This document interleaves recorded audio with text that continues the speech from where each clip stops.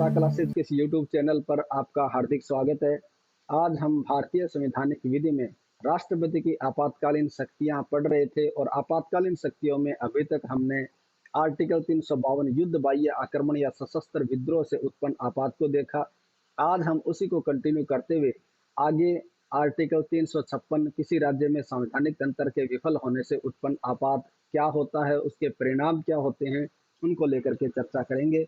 उम्मीद करता हूँ ये वीडियो आपको पसंद आएगा। अगर वीडियो पसंद आए तो इसको लाइक ज़रूर करें, शेयर करें और कमेंट्स करके हमें अपने सुझाव भी बताएं।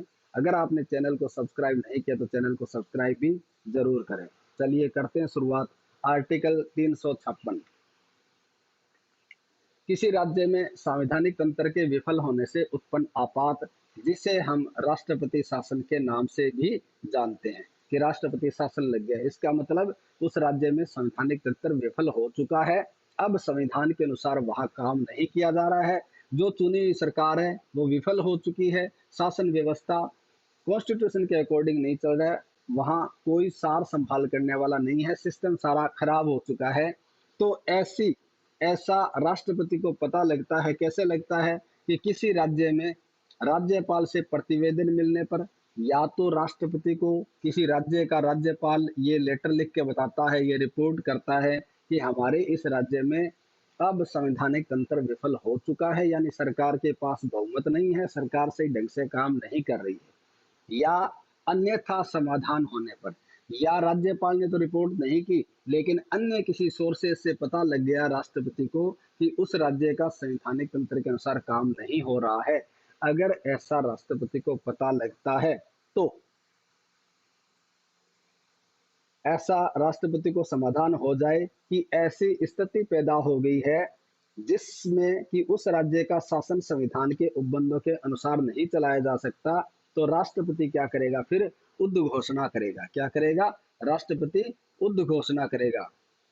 समाधान क्या हो जाता है कि संविधान के प्रावधानों के अनुसार, संविधान के उपबंधों के अनुसार शासन नहीं चलाया जा सकता है। तब राष्ट्रपति क्या करेगा? इस बात का समाधान होने पर, इस बात से सेटिस्फाई होने पर कि भाई उस राज्य में अब काम नहीं हो रहा है, सही ढंग से संविधान के अनुसार शासन नहीं किया जा रहा है, तो फिर राष्ट्रपति क्या करेगा? उद्घोषणा जारी करेगा, प्रोक्लेमेशन जारी करेगा, उद्घोषणा जारी करेगा। क्या करेगा?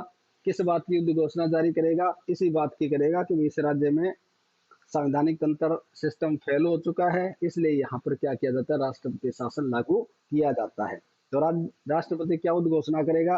राष्ट्रपति ये कहेगा कि उस राज्य की सरकार के सब या कोई कर्तव्य, यानी इस बात की उद्घोषणा करेगा कि उस राज्य की, जिसमें ऐसा संवैधानिक सिस्टम विफल हो चुका है, उस राज्य की सरकार के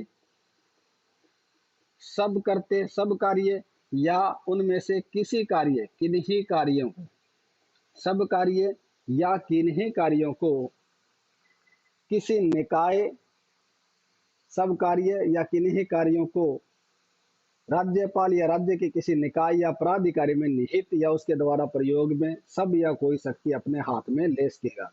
यानी क्या करेगा? राज्य के सारे कार्य अब किसको सौंप देगा? या तो राज्यपाल को। अब राष्ट्रपति कह देगा कि भी राज्यपाल क्या करेगा? सरकार के सारे काम करेगा, या जो उनमें से कोई कार्य सौंपे वो काम करेगा, या वो किसी निकाय में, किसी ऐसी बॉडी में या किसी ऐसे प्राधिकारी में निहित कर सकेगा। तो किसी अधिकारी को भी कह सकेगा कि भाई आप क्या करोगे? उस राज्य में आप कार्यभार संभालोगे, सरकार के सारे काम आप करोगे। तो अब राज्य में संवैधानिक तंत्र तो विफल हो ही चुका, सरकार से तो कोई उम्मीद रही नहीं काम करने की, तो वो सारी शक्तियां वहां से लेकर के राष्ट्रपति क्या करता है? ऐसी शक्तियां राज्यपाल को सौंप सकता है, या किसी बॉडी को सौंप सकता है, या किसी प्राधिकारी को सौंप सकता है, और या वो खुद भी क्या कर सकता है? अपने हाथ में ले सकता है।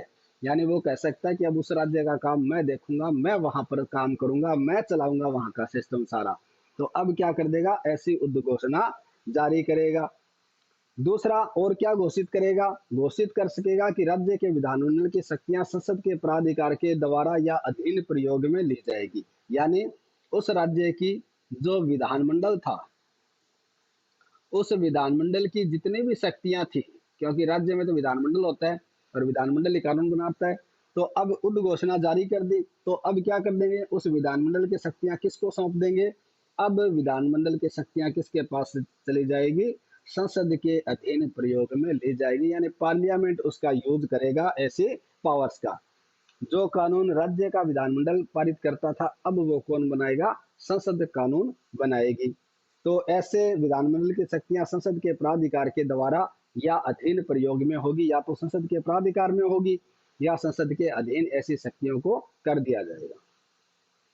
तीसरा, वह ऐसी प्रासंगिक और अनुषंगिक यानी सहायक उपबंध बना सकेगा जो राष्ट्रपति की उद्घोषणा के उद्देश्यों को प्रभावी करने के लिए आवश्यक हो। इनके अलावा और भी अगर राष्ट्रपति कुछ चाहे, कुछ सुविधा चाहे, कुछ प्रावधान करना चाहे, तो ऐसे सप्लीमेंट्री प्रावधान भी बना सकेगा, अनुषंगिक प्रावधान भी बना सकेगा, जिससे क्या किया जा सके, इस उद्घोषणा को प्रभावी किया जा सके।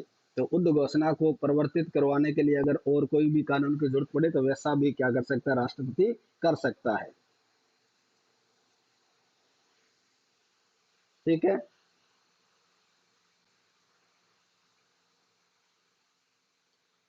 ऐसी किसी उद्घोषणा को राष्ट्रपति पश्चातवर्ती उद्घोषणा के द्वारा वापस ले सकता है या उसमें परिवर्तन कर सकता है। ऐसी उद्घोषणा जारी कर देगा, लागू कर दिया, बाद में लगा कि अब संविधान के अनुसार शासन व्यवस्था का संचालन किया जाना चाहिए, चुनाव करवाया जाना चाहिए, या इनको मौका दिया जाना चाहिए कि वो एक बार बहुमत साबित करे, तो फिर वो क्या कर सकता है, ऐसी उस उद्घोषणा को पश्चातवर्ती उद्घोषणा के द्वारा, पश्चातवर्ती का मतलब क्या होता है कि ऐसी उद्घोषणा के बाद एक और उद्घोषणा जारी करेगा और उस उद्घोषणा के जरिए ही क्या कर सकता है, इनमें परिवर्तन कर सकता है, या ऐसी पहले वाली जो उद्घोषणा जारी की गई थी उसको क्या कर सकता है, वापिस ले सकता है। ले सकता है ना, भी पहले उद्घोषणा जारी की उसको वापस भी ले सकता है, और पहले वाले में कोई अमेंडमेंट करना चाहे, परिवर्तन करना चाहे, तो वो भी क्या कर सकता है, राष्ट्रपति ऐसी पश्चातवर्ती उद्घोषणा के द्वारा कर सकता है। किंतु राष्ट्रपति इस उद्घोषणा के द्वारा हाईकोर्ट से संबंधित किसी उपबंधों के प्रवर्तन को पूर्णतः या अंशतः निलंबित नहीं कर सकता। यानी ऐसी उद्घोषणा के जरिए वो क्या नहीं कर सकता, हाईकोर्ट की जो पावर है, हाईकोर्ट के जो प्रावधान है, हाईकोर्ट के जो संबंधित शक्तियों के जो आर्टिकल है, उनको किसी प्रकार से ना तो निलंबित कर सकता है और ना ही किसी प्रकार से उसको बाधित कर सकता है। यानी हाईकोर्ट पर इस उद्घोषणा का कोई प्रभाव नहीं पड़ेगा। हाईकोर्ट ना तो आंशिक रूप से और ना ही पूर्ण रूप से क्या नहीं होगी, निलंबित नहीं होगी।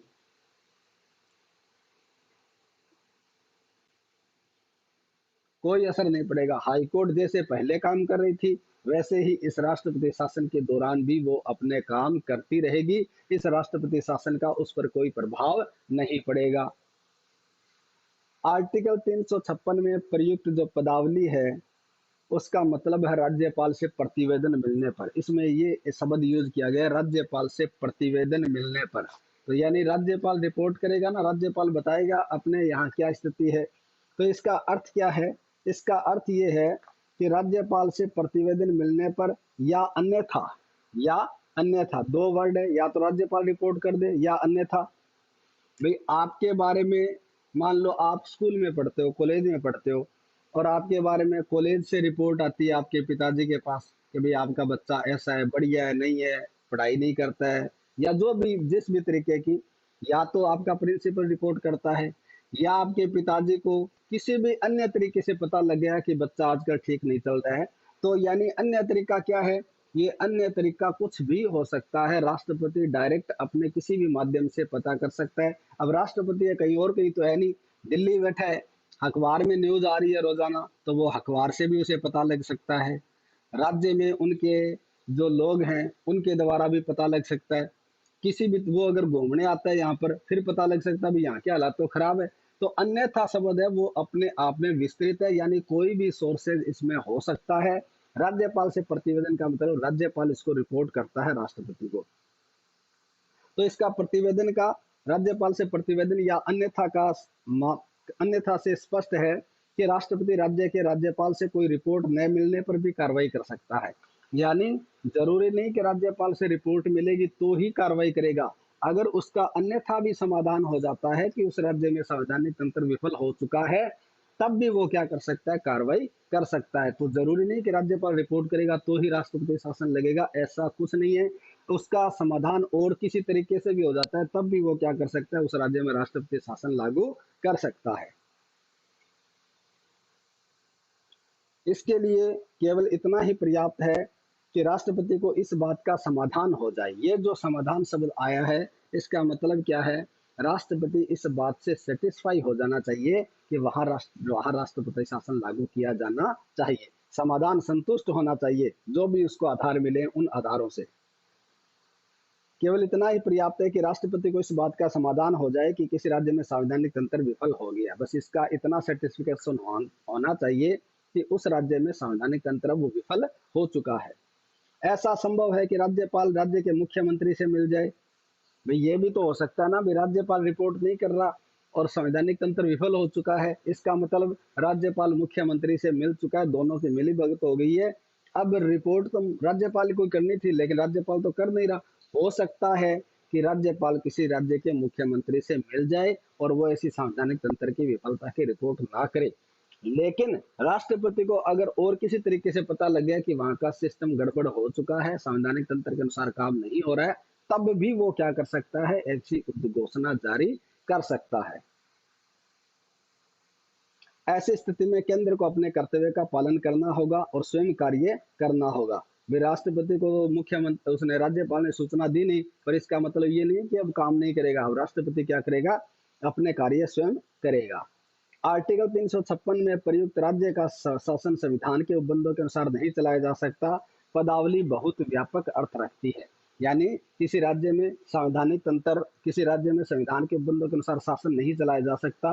ये जो पदावली है, ये जो शब्द यूज इसमें किए गए हैं, ये व्यापक अर्थ में लिए गए हैं। यानी हम कौन से कार्य को माने कि अब इसको मान करके हम ये कह दें कि उस राज्य में संवैधानिक तंत्र विफल हो चुका है या उस राज्य का शासन व्यवस्था संविधान के प्रावधानों के अनुसार नहीं चलाई जा रही है। तो ये अपने आप में एक विस्तृत शब्द है, जिसका अर्थ किसी राज्य में संवैधानिक तंत्र विफल हो गया है अथवा नहीं, इसका निर्णय राष्ट्रपति का स्वयं का निर्णय नहीं होता, बल्कि मंत्रिमंडल का निर्णय होता है। भाई राज्य में राष्ट्रपति शासन विफल हो गया है, इस बात का निर्णय कौन लेता है, इस बात का निर्णय राष्ट्रपति का नहीं होता कि राष्ट्रपति ने ये कह दिया कि भाई वहां का सिस्टम खराब हो गया। नहीं, इस बात का निर्णय किसका होता है, मंत्रिमंडल का होता है। क्योंकि अपन ने पढ़ा आर्टिकल 75 में कि जो मंत्रिमंडल है वो राष्ट्रपति को क्या देगी, परामर्श देगी, सलाह देगी, और राष्ट्रपति इस मंत्रिमंडल के परामर्श से ही कार्य करेगा। तो मंत्रिमंडल ने सलाह दी कि भाई उस राज्य में संवैधानिक तंत्र विफल हो गया। मंत्रिमंडल का प्रधान कौन होता है, प्रधानमंत्री होता है। तो पीएम बता देगा ना, राज्य राजस्थान में हालात खराब हुए तो पीएम यहाँ मंडराने लग गया था ना। अमित शाह आता है, कभी कोई आता है और ये देखता है कि यहाँ का सिस्टम कैसा है, वो जल्दी से जल्दी चाहते थे कि राष्ट्रपति शासन लागू कर दे। वो तो चलो गहलोत था, बचा गया, नहीं तो यहाँ राष्ट्रपति शासन लागू हो जाता। तो यानी कहने का मतलब है कि ऐसा जो निर्णय होता है कि उस राज्य में संवैधानिक तंत्र विफल हो चुका है, ये किसका होता है, ये राष्ट्रपति का खुद का नहीं होता, बल्कि राष्ट्रपति के अधीन जो मंत्रिमंडल होता है उस मंत्रिमंडल का निर्णय होता है। और उसी के आधार पर राष्ट्रपति क्या करता है, ये मानता है कि उस राज्य का संवैधानिक तंत्र विफल हो चुका है। ऐसी स्थिति में केंद्र को अपने कर्तव्यों का पालन करना होगा। अवधि आर्टिकल 356 के अधीन ऐसी जब उद्घोषणा जारी की जाती है तो ये कितने समय तक प्रभावी होती है। तो ऐसी उद्घोषणा जारी की गई है, वो संसद के प्रत्येक सदन के समक्ष रखी जाएगी। कब, 2 माह के भीतर भीतर। जिस दिन से ऐसी उद्घोषणा जारी हुई है उस दिन से 2 माह के भीतर कहाँ रखी जाएगी ऐसी उद्घोषणा को, संसद के भीतर रखी जाएगी। कहाँ, पार्लियामेंट के भीतर। और पार्लियामेंट के दोनों सदन उसको अगर पारित कर देते हैं 2/3 बहुमत से, तो फिर ये अगले 6 माह तक क्या रहेगी, परिवर्तित रहेगी। फिर 6 माह तक इसको लागू रखा जा सकता है।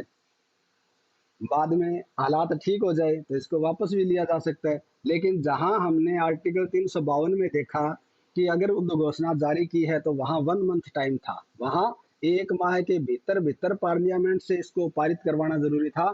यहाँ 356 में 2 माह का टाइम दिया गया, यानी 2 माह के भीतर ऐसी उद्घोषणा को संसद के दोनों सदनों के द्वारा पारित करवाया जाना चाहिए। अगर 2 महीने तक ये संसद से पारित नहीं होती है तो ये उद्घोषणा जो जारी की गई थी वो स्वतः क्या हो जाएगी, समाप्त हो जाएगी, खत्म हो जाएगी, प्रभावी नहीं रहेगी। किंतु यदि कोई उद्घोषणा ऐसे समय की जाती है जब लोकसभा का विघटन हो गया है या 2 मास की अवधि के दौरान हो जाता है, या मान लो इधर से उद्घोषणा जारी करो, इधर से लोकसभा का विघटन हो गया, तो फिर अब 2 मास में तो दोबारा अब लोकसभा का विघटन होता है तो 6 माह लगते हैं वापस उसका पुनर्गठन होने में, क्योंकि चुनाव होता है, चुनाव के बाद दोबारा पीएम आता है, तब जाके उसका पुनर्गठन होता है। तो अगर ऐसी लोकसभा का विघटन हो गया है और राज्यसभा से वो अनुमोदन पारित हो चुका, संकल्प पारित हो चुका है ऐसी उद्घोषणा का एक सदन से, तो जब दूसरा सदन का पुनर्गठन होगा उसके 30 दिन के भीतर भीतर क्या किया जाएगा, ऐसी उद्घोषणा का अनुमोदन किया जाएगा। जब लोकसभा का पुनर्गठन होगा तो उसके 30 दिन के अंदर, पहली बैठक से 30 दिन के अंदर अंदर ऐसी उद्घोषणा को पारित करवाया जाना जरूरी है, अन्यथा वो क्या हो जाएगी, फिर निष्प्रभावी हो जाएगी, उसका प्रभाव समाप्त हो जाएगा। 2 मास के अंदर अगर संसद उद्घोषणा का समर्थन कर देती है तो फिर वो 6 माह तक क्या रहेगी, लागू रहेगी। अब 6 माह में अगर स्थिति ठीक हो जाती है, सरकार सही ढंग से चलने लग जाती है, तब तो इसको वापस ले लिया जाएगा, यानी पश्चातवर्ती उद्घोषणा के द्वारा ऐसी उद्घोषणा में परिवर्तन भी किया जा सकता है या वापस भी ले सकता है, यानी वो एक्सटेंड भी कर सकते हैं आगे 1 महीने के लिए, 2 महीने के लिए, 15 दिन के लिए, जितना करना चाहे, तो वो ऐसी पश्चातवर्ती उद्घोषणा के जरिए ही ऐसा किया जाएगा। ऐसी उद्घोषणा को हर 6 माह बढ़ाया जा सकता है, और इसको 6 मास करते हुए कितने समय तक बढ़ाया जा सकता है, अधिकतम 3 वर्ष तक इसको बढ़ाया जा सकता है, यानी हर 6 माह में एक्सटेंड कर करके इसे, हर 6 माह एक्सटेंड कर करके इसे कितने साल तक, 3 वर्ष तक ऐसे राष्ट्रपति शासन को लागू किया जा सकता है। अगर फिर भी नहीं सुधरती तो फिर जो विधानमंडल है उसको भंग कर देंगे और नया चुनाव वहां करवाया जाएगा। तो 3 वर्ष तक है वो ये किया जा सकता है। पंजाब राज्य है वो इसका एक्सेप्शन है, वहां ऐसा 5 वर्ष तक किया जा सकता है। कितना, 5 वर्ष तक, यानी एक पूरा कार्यकाल ऐसे एक्सटेंड करते करते कर सकते हैं। ठीक है। आर्टिकल 356 के दिन अधिकतम जो अवधि है उद्घोषणा की वो 3 वर्ष तक है। इस अवधि की समाप्ति के बाद ना तो राष्ट्रपति इसे बढ़ा सकता है और ना ही संसद ऐसी उद्घोषणा को लागू कर सकती है। इस अवधि के भीतर ही चुनाव करके जनता के प्रतिनिधियों को शासन सौंप दिया जाता है। अगर चुनाव नहीं आगे एक्सटेंड नहीं किया जाएगा 3 साल से ज्यादा, फिर इस अवधि के भीतर चुनाव करवाए जाएंगे और चुनाव करवा करके जो सरकार बनेगी वो फिर क्या करेगी, संविधान के प्रावधानों के अनुसार शासन व्यवस्था करेगी। तो मैक्सिमम 3 वर्ष तक ऐसा राष्ट्रपति शासन किसी राज्य में लागू किया जा सकता है। अभी तक ज्यादा बार इस राष्ट्रपति शासन का यूज किया गया है, 100 से ज्यादा बार इसका यूज कर लिया गया है। कई बार तो इसका दुरुपयोग भी हुआ है, इसलिए इसके दुरुपयोग भी ज्यादा हुए हैं और कुछ जगह इसका सदुपयोग भी हुआ है, लेकिन कुल मिलाकर के निष्कर्ष कोई अच्छा इनका है नहीं, ज्यादातर इसका दुरुपयोग ही होता है। ठीक है, तो ये था आपका राष्ट्रपति शासन। केस देख लो, इसमें 2-4 मैं केस आपको बता देता हूं। S R Bommai versus Union of India, S R Bommai versus Union of India के मामले में सुप्रीम कोर्ट ने यह कहा कि आर्टिकल 356 के अंतर्गत प्रदत्त शक्तियां अबाध नहीं होकर न्यायिक पुनरावलोकन के अधीन है। यानी ये जो शक्ति है आर्टिकल 356 की, ये अबाध नहीं है। अबाध का मतलब पूर्ण नहीं है। क्या नहीं है? पूर्ण नहीं है, बल्कि कैसी है? न्यायिक पुनरावलोकन के अधीन है। न्यायिक पुनर्विलोकन के अधीन है। न्यायिक पुनर्विलोकन का मतलब होता है कि न्यायालय में ऐसे राष्ट्रपति के जो उद्घोषणा जारी की जाती है उसको क्या किया जा सकता है, कोर्ट में चैलेंज किया जा सकता है। तो आपने देखा होगा पीछे उत्तराखंड में जब राष्ट्रपति शासन लगा था तो मामला सुप्रीम कोर्ट में चला गया था कि ये गलत लगाया गया है। तो ऐसे क्या है, ये जो आर्टिकल 356 के दिन राष्ट्रपति की पावर है, ये अबाध नहीं है, यानी पूर्ण नहीं है, एब्सोल्यूट नहीं है, बल्कि ये न्यायिक पुनरावलोकन के अधीन है। कोर्ट में ऐसे आदेश को चुनौती दी जा सकती है। State of Rajasthan versus Union of India के मामले में भी ये बात कही, और Sunderlal Patwa versus Union of India के मामले में भी राष्ट्रपति की इस शक्ति को न्यायिक पुनरावलोकन के अधीन माना गया। आर्टिकल 356 का जो प्रभाव है वो क्या होगा, तो इस उद्घोषणा का जब प्रभाव होगा तो उसका 352 के दिन तो आर्टिकल 19 में प्रदत्त नागरिकों का मूल अधिकार था, उनके न्यायालयों के द्वारा प्रवर्तन के अधिकार का निलंबन हो जाता था, जबकि आर्टिकल 356 के दिन मूल अधिकारों पर कोई प्रभाव नहीं पड़ता, यानी मूल अधिकार लागू रहेंगे आपके आपके किसी भी मूल अधिकार को सस्पेंड नहीं किया जाएगा। 352 है, वहां फंडामेंटल राइट में आर्टिकल 19 को सस्पेंड किया जा सकता था, लेकिन यहाँ नहीं किया जाएगा, यहाँ आपके सभी मूल अधिकार परिवर्तित रहेंगे। JP Rao versus Union of India 2014 के मामले में सुप्रीम कोर्ट ने यह कहा कि आर्टिकल 355 और 356 संविधान के मूल प्रावधान हैं, उन्हें विधि के न्यायालय में चुनौती नहीं दी जा सकती, इन्हें न तो समाप्त किया जा सकता और न ही असंवैधानिक घोषित किया जा सकता है। यानी आर्टिकल 356 खुद को, इस आर्टिकल खुद को क्या नहीं किया जा सकता, इसमें कोई संशोधन नहीं किया जा सकता और इसको कोई असंवैधानिक घोषित नहीं कर सकते, यानी इसको, इस आर्टिकल 356 को असंवैधानिक घोषित नहीं किया जा सकता। ठीक है, तो ये आपके आर्टिकल 356 था। किसी राज्य में अगर संवैधानिक तंत्र विफल हो जाता है तो उसको कैसे निपटा जाएगा, फिर राष्ट्रपति शासन लागू करके उसको निपटा जाता है। स्थिति सुधरती है तो ठीक है, नहीं तो 3 साल बाद उसके चुनाव करवा दिए जाएंगे। ठीक है, कोई दिक्कत है तो बोलो आप इसमें। तीसरा बचता है वित्तीय आपात, फाइनेंशियल इमरजेंसी। वित्तीय आपात भारत में अभी तक एक ही बार नहीं लगा है। वित्तीय आपात केवल इतना ही समझ लो आप कि अगर आपके घर में, जैसे कोरोना आ गया था और कोरोना में सभी घरों की हालत क्या हो गई थी, खराब हो गई थी, क्योंकि इनकम ऑफ सोर्सेज था वो लोगों का बंद हो चुका था, क्योंकि जो जितने भी लोग काम करने वाले थे, दिहाड़ी मजदूर थे, उनके घरों की स्थिति खराब हो गई थी।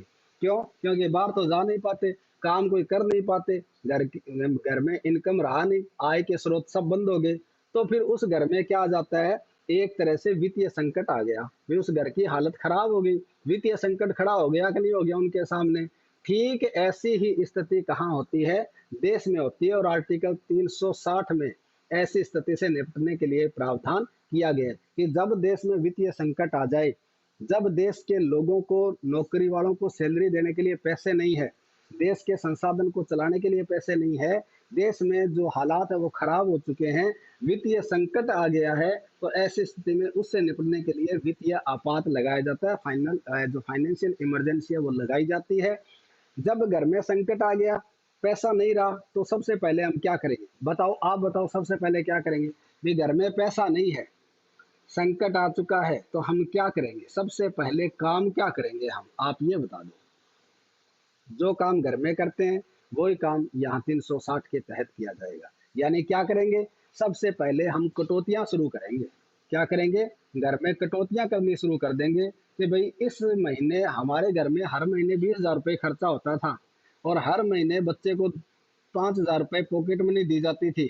तो अब क्या करेंगे? संकट खड़ा हो गया तो पॉकेट मनी को रोकेंगे कि नहीं रोकेंगे कि बेटा अभी हालत ठीक नहीं है तो 5,000 रुपये खर्च नहीं करना, तो 500 से ही काम चला। क्या करेंगे?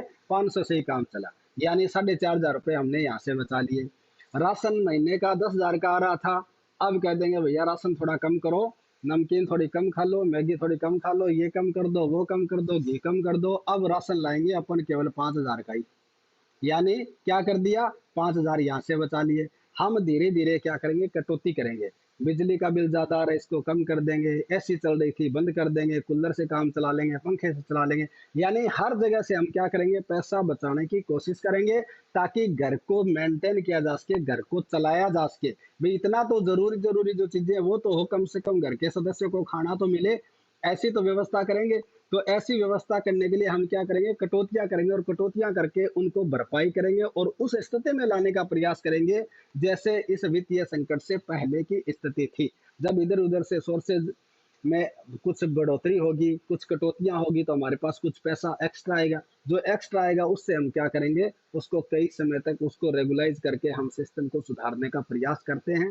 ठीक यही स्थिति देश में जब वित्तीय संकट आ जाता है, तब सबसे पहले तो जो नौकरियां हैं, सैलरी है, उनमें कटौती कर देंगे, और जो खर्चे हैं उनमें कटौती कर देंगे। ऐसे कटौती करके उसको भरने का प्रयास किया जाता है, वित्तीय संकट से उभरने का प्रयास यहाँ किया जाता है। अभी तक भारत में ऐसी स्थिति आई नहीं है कि वित्तीय संकट लगा हो। वित्तीय संकट भी आर्टिकल 360 में वित्तीय आपात के बारे में प्रावधान किया गया, थोड़ा सा मैं बता दूं इसके बारे में। इसके अनुसार जब राष्ट्रपति का ये समाधान हो जाता है, राष्ट्रपति का ये समाधान होगा कि ऐसी स्थिति उत्पन्न होगी जिससे भारत या उसके राज्य क्षेत्र के किसी भाग का वित्तीय स्थायित्व या प्रत्यय संकट में है, साख संकट में आ गई है, भारत की साख खतरे में आ गई है, और वह उद्घोषणा के द्वारा वित्तीय आपात की उद्घोषणा कर सकेगा। ऐसी उद्घोषणा को संसद के प्रत्येक सदन के समक्ष रखा जाएगा, और संसद का अनुमोदन नहीं होने पर 2 माह के बाद स्वतः ही वो क्या हो जाएगी, समाप्त हो जाएगी। उद्घोषणा के प्रवर्तन काल में राज्य कर्मियों के जो वेतन भत्ते उनमें कटौती की जाएगी। धन विधेयक या अन्य जो विधेयक हैं, उनको राज्यों के विधानमंडल द्वारा पारित किए जाने के पश्चात राष्ट्रपति के विचार के लिए आरक्षित रखने की व्यवस्था की जाएगी। भाई धन विधेयक, बजट वगैरह है, वो राज्य पारित तो कर देगा, लेकिन राष्ट्रपति के लिए रख देंगे विचार के लिए कि भाई अभी उस पर विचार किया जाएगा, हम देखेंगे, बाद में देखेंगे कैसे क्या करना है। भारत में अब तक वित्तीय आपात की घोषणा करने की स्थिति उत्पन्न नहीं हुई है। बस इतना सा आप इसमें ध्यान रखें, बाकी और कोई चीज इसमें जरूरी नहीं है। ठीक है, तो ये था अपना आपातकालीन शक्तियों में आर्टिकल 356 और 360। इसको लेकर के कोई डाउट है तो वो आप पूछ सकते हो, नहीं तो फिर मिलेंगे कल। अगर वीडियो पसंद आया हो तो इसको लाइक करें और शेयर करें। अगर आपका कोई सुझाव है तो वो कमेंट के जरिए हमें जरूर बताएं। ठीक है, थैंक यू, धन्यवाद, जय हिंद, जय भारत।